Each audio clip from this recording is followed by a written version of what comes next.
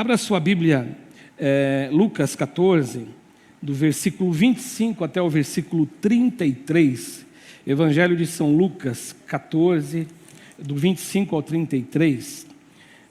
A minha Bíblia tem um título que fala assim: o preço do discipulado. O quanto custa o discipulado, né? E o texto diz o seguinte: todo mundo achou? Amém? Uma grande multidão ia acompanhando Jesus. Este, voltando-se para ela, disse... Ele disse para quem, gente? Para quem que Jesus disse? Para a multidão. Olha que eu quero chamar a tua atenção hoje, nessa noite. Jesus, ele disse para a multidão: se alguém vem a mim e ama o seu pai, a sua mãe, a sua mulher e os seus filhos, os seus irmãos e irmãs, e até a sua própria vida mais do que a mim, não pode ser meu discípulo. E aquele que não carrega a sua cruz, não me segue, não pode ser meu discípulo. E aí ele conta duas ilustrações aqui, ele usa no sermão dele duas ilustrações. Ele fala assim: qual de vocês, se quiser construir uma torre, primeiro não se assenta e calcula o preço para ver se tem dinheiro suficiente para completá-la? Pois se lançar o alicerce e não for capaz de terminá-la, todos os que a virem rirão dele, dizendo: este homem começou a construir, mas não foi capaz de terminar. Ou qual é o rei que, pretendendo sair à guerra contra outro rei, primeiro não se assenta e pensa se com 10.000 homens é capaz de enfrentar aquele que vem contra ele com 20.000? Se não for capaz, enviará uma delegação, enquanto o outro ainda está longe, e pedirá um acordo de paz. Da mesma forma, qualquer de vocês que não renunciar a tudo que possui, não pode ser meu discípulo. Amém? Eu coloquei um título para a gente falar um pouquinho hoje, que está aparecendo para você: como me tornar parecido com Jesus? É uma pergunta. Como que eu faço para me tornar parecido com Jesus? A gente sempre fala, né, que o discípulo de Jesus, ele carrega na intenção dele, a intenção maior, levar você a ser parecido com Jesus. É isso que a gente sempre fala. E nesse texto aqui, o que está acontecendo é que Jesus, ele está acompanhado por uma grande multidão. O texto narra, na verdade o texto ele está inserido num contexto maior, que é o contexto da grande viagem que Jesus está fazendo para Jerusalém. Jesus, ele está a caminho de Jerusalém. Jesus vai morrer, vai dar a vida por pessoas, por mim, por você, e Jesus está então a caminho de Jerusalém. Essa viagem de Jesus, ela não é uma viagem solitária. Você viu aqui o texto comigo? Muito pelo contrário, Jesus, ele está acompanhado dos discípulos, porque os discípulos de Jesus sempre o acompanhavam, e Jesus também está acompanhado por essa grande multidão. E eu não sei você, mas toda vez que eu ouço, toda vez que eu leio a palavra multidão, e essa palavra multidão relacionada com Jesus, sempre que eu ouço a palavra multidão, que tem relação com Jesus, eu faço uma viagem para dentro dos meus pensamentos. Eu fico viajando, literalmente. Eu fico viajando pensando o seguinte: quais eram as motivações e quais eram as intenções dessa multidão, ou de toda a multidão que se dispunha a seguir Jesus? Quais eram as motivações? O que eles carregavam no coração? É uma multidão, tem muita gente que é talvez até parecida com alguém que está do lado, convive com essa pessoa, mas tem outros mais longe deles, uma grande multidão. E eu creio que nessa multidão que Jesus está conversando diretamente com eles, porque é bem interessante que Jesus, ele vai falar de discipulado com multidão, não é para os discípulos, ele está falando com a multidão. É isso que o texto sagrado diz. Mas eu creio que no meio dessa multidão existiam aqueles que estavam ali porque eles queriam conhecer aquele cara que eles estavam ouvindo, que era um grande realizador de milagres. Eles queriam conhecer.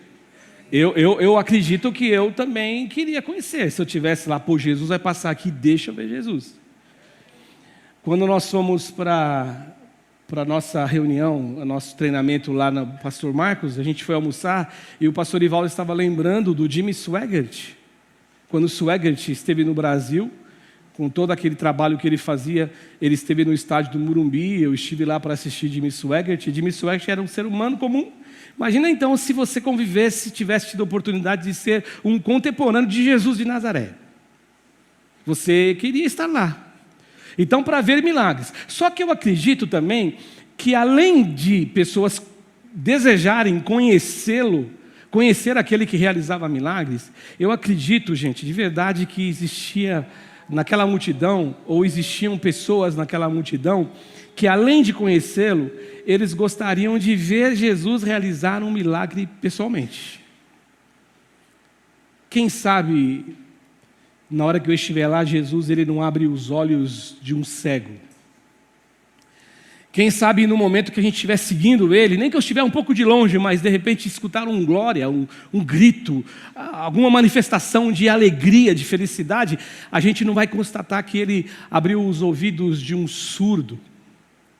De repente, alguém com a mão mirrada, ele coloca a mão dele e a mão ela se restabelece com perfeição, do jeito que você tem a mão perfeita.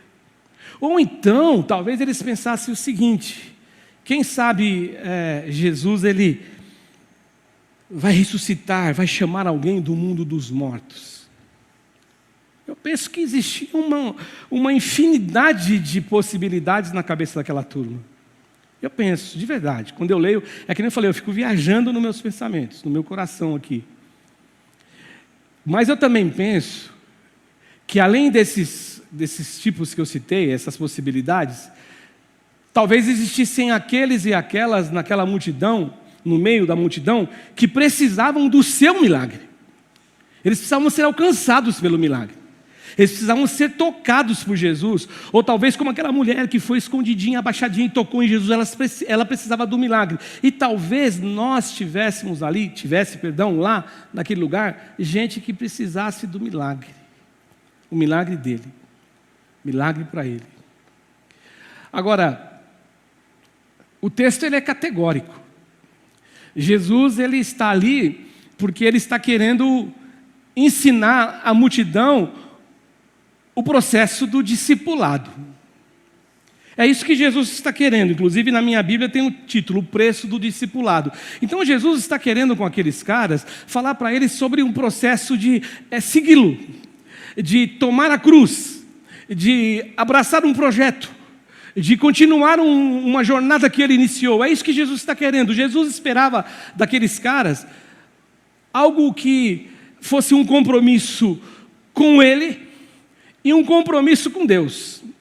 É isso que Jesus esperava literalmente daqueles caras. Era isso que Jesus queria. Agora, me chama a atenção, me chama muito a atenção, como Jesus coloca novas exigências para ser discípulo.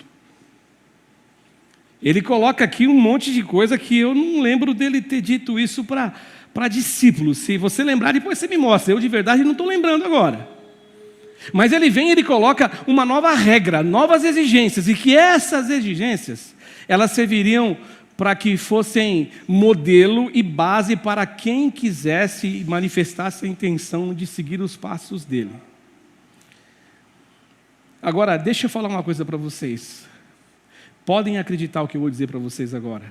Não existe possibilidade da gente falar que nós somos discípulos de Jesus se a gente não tiver disposição para renunciar. Não tem. Porque eu me lembro que quando o pastor Ivaldo, não sei se foi no ano de 2022, pastor, quando a gente pregou sobre aquele livro do pastor Aloysio, não sei se foi 2022, foi logo depois da pandemia, né? E eu me lembro que caiu na minha semana para pregar um capítulo do livro que falava sobre multidão e sobre discípulos. E a multidão, ela ela quer bênção, a multidão, ela quer até estar com Jesus, mas a multidão, ela fala, olha, não conte comigo. Só que multidão é multidão, discípulo é discípulo, simpatizante com a causa é simpatizante com a causa. Então, são três coisas diferentes. E Jesus, ele vem e ele faz essa coisa, olha, tem uma condição aqui para vocês. A condição, ela é bastante pesada que Jesus apresenta aqui. Então, se eu não tenho disposição para abrir mão de nada, para renunciar nada, eu posso autoproclamar que sou discípulo, eu posso bater no peito e dizer para todo mundo que sou discípulo, mas eu não sou discípulo. É isso que Jesus está dizendo para essa multidão. E foi interessante que na quarta-feira a gente esteve lá na casa do Will e da Raquel, e o Will, ele fez o quebra-gelo, e eu achei bem interessante aquele quebra-gelo, Will, porque me impactou bastante, porque ele colocou assim na mão do João, o João está aqui, ele colocou uma Bíblia, outra Bíblia, livro, e eu vi que ficou pesado lá na mão do João, ficou bem pesado.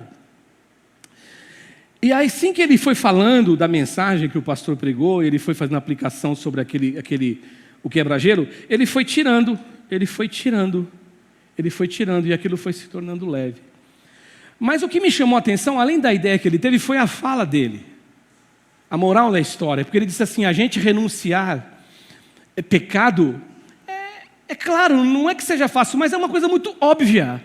Para seguir Jesus, você tem que renunciar pecado, você tem que abrir mão daquilo que você fazia e deixa de fazer. Quem rouba, não rouba mais. Quem adulterava, não adultere mais. É isso. Agora, o grande problema, isso que me chocou, é quando você é chamado para você renunciar àquilo que não é pecado. E aí eu disse para uma pessoa esses dias, eu acho que foi para o Fabinho, que eu estava conversando com o Fabinho, quantas finais de campeonato eu perdi, pastor? Eu gosto de futebol, vocês sabem disso. Quantas finais de campeonato? Mas eu conheço gente que não perde. Porque coloca, e aí não adianta eu dizer algo para vocês e a minha atitude ser diferente. Porque o que fala, o que grita não é o que eu falo, é o que eu sou e o que eu faço. E o discípulo de Jesus, ele é conhecido não só pelo que ele fala, mas pelo que ele fala e principalmente pelo que ele faz. E aí eu fico pensando, né, como que eu faço para me tornar parecido com Jesus? E por que eu preciso renunciar? E aí eu fiquei assim, sabe, eu acho que a gente pode renunciar por tantas coisas. São tantas possibilidades para renunciar, mas aí eu quero colocar só uma delas que eu acho que pode ser que ela seja talvez uma das principais. Renunciar é o caminho que vai nos humanizando e nos tornando parecidos com Jesus. Quando eu vou me humanizando, me tornando um ser humano melhor, mas não melhor naquilo que eu faço, naquilo que eu tenho como convicção, naquilo que eu tenho como ideologia, naquilo que eu carrego como verdade, não. Eu vou me humanizando em Jesus, porque a minha missão aqui é falar como que eu faço para me tornar parecido com Jesus. Eu vou me humanizando naquele que foi o ser humano perfeito, e o perfeito ser humano, que foi Jesus. Eu preciso disso, eu preciso entender o caminho de Jesus. E talvez alguém vai dizer assim para você, não, mas isso aí é impossível. Isso aí é utopia. Isso é uma coisa que você não vai conseguir atingir nunca. Eu só posso dizer uma coisa para vocês, que o discipulado de Jesus, ele só se torna algo real e objetivo e verdadeiro quando homens e mulheres que são ouvintes e seguidores de Jesus, passam a viver suas vidas de tal modo e de tal maneira que eles vão se tornando muito parecidos com Jesus. Muito parecido. Muito parecido com Jesus. Eu lembro que um dia eu ouvi de um rapaz, e você pode falar, não, mas isso não existe. Existe, irmão, acredita que eu vou te dizer, existe. A gente pode buscar isso. Existe sim. Eu me lembro que um dia eu ouvi de um rapaz que ele disse assim, olha, perguntaram para ele assim, quem que você tem convivência que mais se parece com Jesus? Eu achei aquilo muito legal também, eu estava num curso com ele, pastor Davi, ele falou assim, quem é mais parecido com Jesus é o meu cunhado. De todas as pessoas que eu conheço, o que mais se parece com Jesus é o meu cunhado. Provavelmente o cunhado dele tenha muito defeito. Eu conheço o cunhado dele, só não vou falar aqui porque Vai que não pode? Poder pode, né? Mas eu vou deixar vocês curiosos. Quem quiser me pergunta no final depois. Mas, olha, realmente aquela pessoa é uma fonte de inspiração para alguns, pode ser. Mas o discipulado de Jesus, ele só se torna um discipulado verdadeiro quando acontece assim, quando você vive, quando você aprende a viver batalhando, se disciplinando para que você possa fazer o caminho de Jesus. As verdades de Jesus têm que ser as verdades que você acredita. Aí você começa a se tornar parecido com Jesus. Eu me lembro que um dia eu li uma coisa que eu achei bem interessante, que o seu autor, né, que ele escrevia o seguinte, ele falava o seguinte, que a gente conhecer Jesus, a gente olhar com atenção e prestar atenção em Jesus, a gente descobre que Jesus, ele foi um grande líder, que se tornou palavra para tocar a alma e tocar o espírito e tocar a mente de todos aqueles que desejaram seguir. Ele foi uma palavra, a palavra que veio e mexeu com o espiritual, o lado espiritual das pessoas. Ele tratou do espiritual. Jesus é essa palavra encarnada, essa palavra que vem e ela faz a diferença. Agora, com toda certeza, ela não é uma palavra neutra, não. Não é uma palavra neutra. Mas ela é uma palavra que ela provoca em mim e você conflitos. A gente vive conflitos. É uma palavra que faz com que você pare para pensar e que você almeje a viver uma vida de modo diferente, porque essa é a questão da conversão, do discipulado, de seguir Jesus. Você para de fazer o que você fazia, porque você foi colocado meio que na parede pelo Espírito Santo e pelo sopro de Jesus, né? Sopro do Espírito em você, e aí você começa a parar para pensar e você fala, cara, eu estou errado, eu preciso mudar, isso está me conflitando, eu quero ser igual Jesus de Nazaré. Talvez alguém diga assim, não acredito nisso, eu não concordo com isso, mas eu entendo que o preço do discipulado para mim é assim.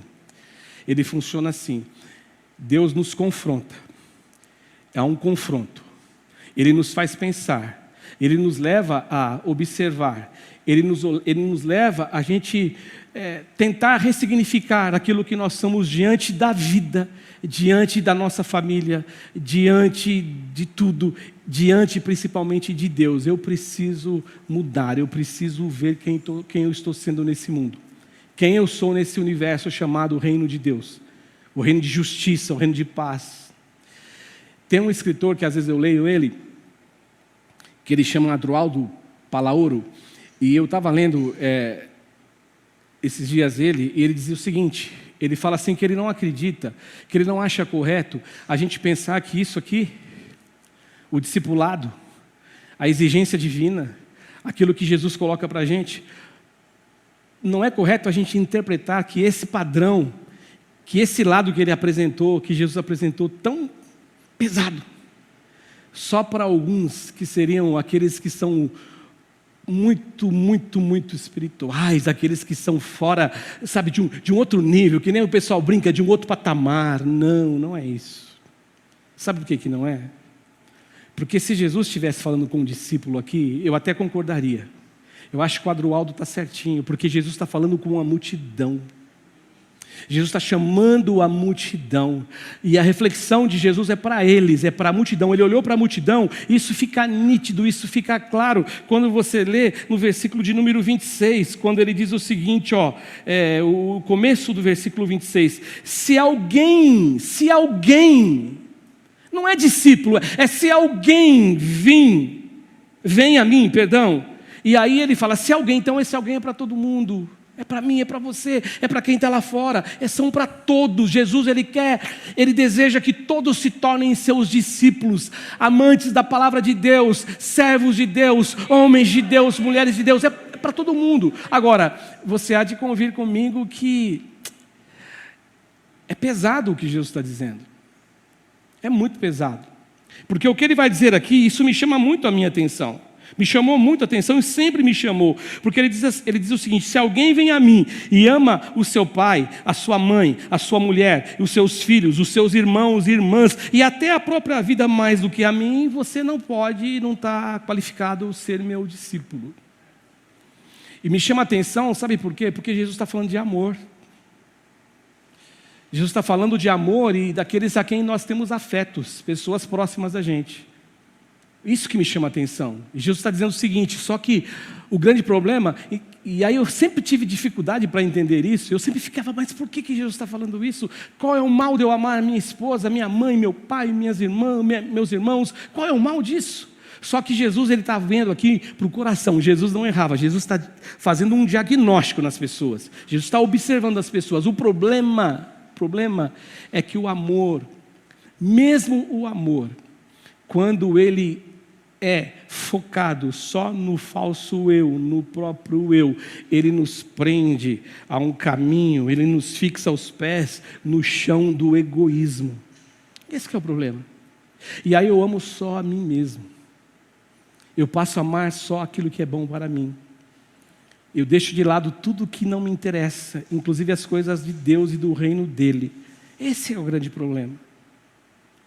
O que Jesus está dizendo aqui, o que Jesus está dizendo é exatamente isso. Cuidado com como que você ama. É estranho, né? É chocante. Eu reconheço que é. Eu reconheço que é chocante. Agora, por que Jesus fala isso? Eu só entendo de uma maneira, porque Jesus enxergou no coração daqueles caras que faltava o amor que eles deveriam ter com o discipulado, com Jesus, com a palavra. Não tem gente que fala, não, eu não troco. É engraçado, né? A gente tem 3 cultos aqui, eu nem sei de quantos anos a gente tem 3 cultos, né? 2 faz muito tempo, né? Muito tempo. Mas eu me lembro que aconteceu um fato uma vez, não sei se o pastor vai lembrar disso, eu lembrei dos 3 cultos para lembrar dessa história. Lá no Feasópolis a gente tinha a nossa escola bíblica à tarde, às 16 horas, né? Aí a gente um dia falou assim, né? Foi feito lá um bate-papo, o pastor bispo, a gente, todo mundo. E se a gente também tentasse fazer uma escola bíblica pela manhã, como um teste? Foi muito, muito bem dito do púlpito, era um teste. E a gente fez o teste. Só que imagina, naquela época a gente tinha uma demanda à tarde, uma demanda de manhã, não tínhamos 3 cultos ainda, os 2 cultos, e aí a gente começou, mas não foi aquilo que nós esperávamos. E aí, pastora Rita, a gente teve que cancelar. Ah, mas teve uma irmã que ficou brava com a gente. Ficou brava com a gente. E olha o que ela disse para nós. Eu não sei se o pastor Evaldo vai lembrar disso. Ela falou assim, mas está vindo pouca gente, mas eu não sou gente. Eu sou gente. Ainda se viesse só eu aqui, eu não sou gente. Não, minha irmã, mas você não está entendendo. A gente está colocando, como o pastor Evaldo gosta de usar como exemplo, eu estou dando um tiro de canhão, não nela, né? Para matar um mosquitinho. Não tem ninguém, não tem público, está gastando energia, não tem nada. Pois saibam de uma coisa, e ela não faltava, pois a partir de hoje eu não venho também nem mais à tarde. Esse é o amor egoísta. Esse é o amor que talvez Jesus identificou no coração daquelas pessoas. Eu amo a mim mesmo. E eu posso, inclusive eu posso amar até minha família, mas é só a minha família, irmão, irmã, pai, irmão, é isso que Jesus falou. Amar a família é fácil. Agora, se você ama a família mais do que a Deus, o problema é grande, é grande. E eu penso que é isso que vai nos desumanizando. Quando eu começo a ir para um caminho diferente do caminho que Jesus falou, isso vai realmente deixando você fora de ser o ser humano que está tentando se tornar um ser humano parecido com Jesus. Você deixa de ser parecido com Jesus. Isso vai fazendo com que você agora não siga mais o caminho dele. E o caminho de Jesus, qual foi o caminho de Jesus? Um caminho de entrega, um caminho de renúncia, um caminho de doar-se.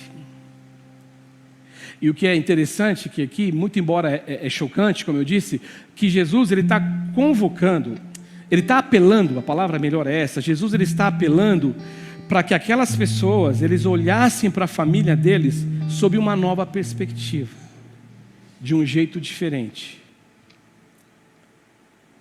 E se eles fizessem a lição de casa e acreditassem em Jesus de verdade, como uma verdade que ele estava ensinando para eles, se eles fizessem a lição de casa, eles iam ter um resultado. Sabe qual era o resultado? O amor muito maior e mais elevado do que o amor que ele tinha pelos próprios familiares. Porque eu não sei você, mas eu acredito nisso piamente. Que quando eu amo Jesus em primeiro lugar, se eu amar Jesus em primeiro lugar e amar Deus de verdade, Deus ele é tão bom, Deus ele é tão perfeito, Deus ele é tão, sabe, fora daquilo que você pode pensar, que você vai ser um melhor marido, você vai ser um melhor filho, você vai ser um melhor pai, você vai ser um melhor irmão, você vai amar todos aqueles que você ama, mas de um jeito muito, muito melhor. E para caminhar para o final mesmo, Jesus, eu vou dar um salto agora por conta do horário. Jesus ele apresentou duas imagens aqui, é bem curiosa também as imagens, porque você pega ela solta, parece que não tem muita explicação.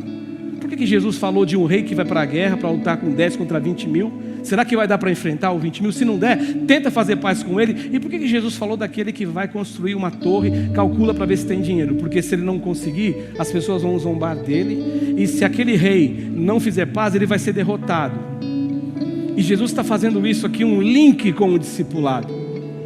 Sabe a conclusão que eu cheguei? Eu cheguei na seguinte conclusão: que o discipulado de Jesus é uma coisa tão séria.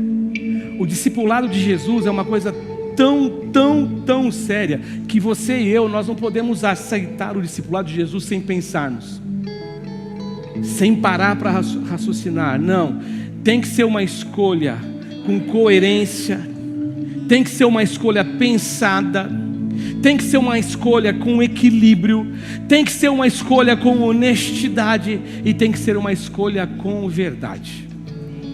Você quem decidiu, você quem escolheu, mas escolheu não porque alguém botou algo na tua cabeça, fez lavagem cerebral, como dizem as pessoas, ou como alguém te obrigou. Não, é uma escolha séria. Jesus está dizendo o seguinte: querem me seguir? Me sigam, mas saibam, isso tem que ser algo sério, pensado. Não pode ser de qualquer jeito, porque se for de qualquer jeito, não dá certo, não funciona. E quando a gente faz isso, e quando a gente chega à conclusão que é isso que a gente quer para a nossa vida, sabe o que acontece, gente? A gente vai agora nos humanizando, porque a renúncia em prol do reino de Deus, por incrível que pareça, ela nos humaniza e nos torna mais parecidos com Jesus, que foi o homem perfeito e o perfeito homem que pisou nessa terra, o único perfeito. E nós vamos nos tornando mais parecidos com Ele. Sabe por quê? Porque aí, a partir dessa decisão pensada e equilibrada, a gente passa a fazer o caminho de Jesus, o caminho dele, com Ele, ao lado dele. E quando isso acontece, como dizia um professor meu, lá na faculdade, há muitos anos atrás, é só correr para o abraço. Que Deus te abençoe em nome de Jesus Cristo, e corra para o abraço para Jesus.